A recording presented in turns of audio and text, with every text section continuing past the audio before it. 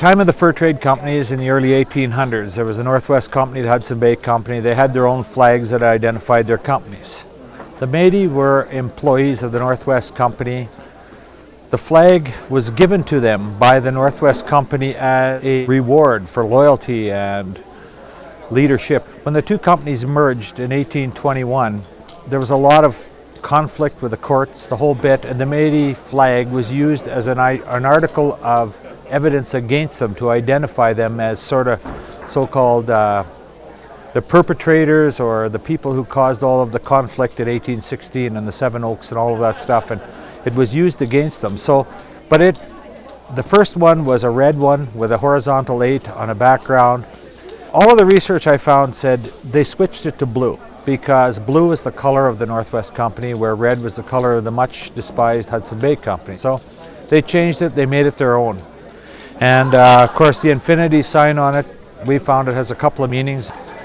It is an infinity sign, meaning an ongoing continuance of the people and sort of a joining of two cultures as well. That is sort of the basis of it, where it came from. And through that, Métis nationalism, the Métis identity was born under that flag under Cuthbert Grant. Of course, in 1869, Louis Riel established a provisional government. And as you well know, a provisional government is a government that exists when there's no responsible government in place. Louis Riel was trying to establish a province in Manitoba. The Canadian government had just established Canada as a country in 1867. Louis was lobbying for provincial status. He sent a list of rights. He sent a lot of things down to Ottawa for consideration for provincial status. They ignored him, so he took things in his own hand, formed his own provisional government. And he included the residents of the area, English-speaking Métis, French-speaking Métis. There was a lot of Irish involvement in there, so you'll see that on that flag there's a shamrock that incorporates the Irish wishes, the Fenians. There's also the fleur-de-lis of Quebec, you know, their French, strong French Métis component. That's where it came from.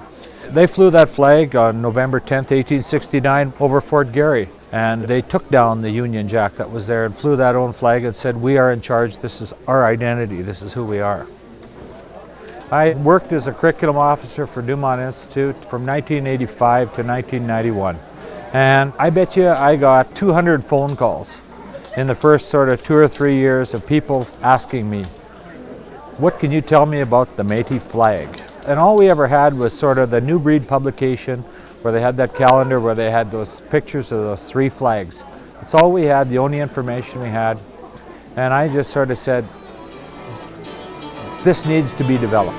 I just took it from there and I started looking and sort of said, well, I knew there were 3 flags. There was certainly one around 1816, the Cuthbert Grant era. Another one was around 1870 in the provisional government era. Then there was another one for 1885. I didn't know of anything else. So that's where I started, and I started digging through journals. I read the entire Selkirk papers. What a fascinating trip that was. 6 months of total immersion into the 1810 to 1820 time period. I was living in the 20th century, but I was existing in the early 1800s.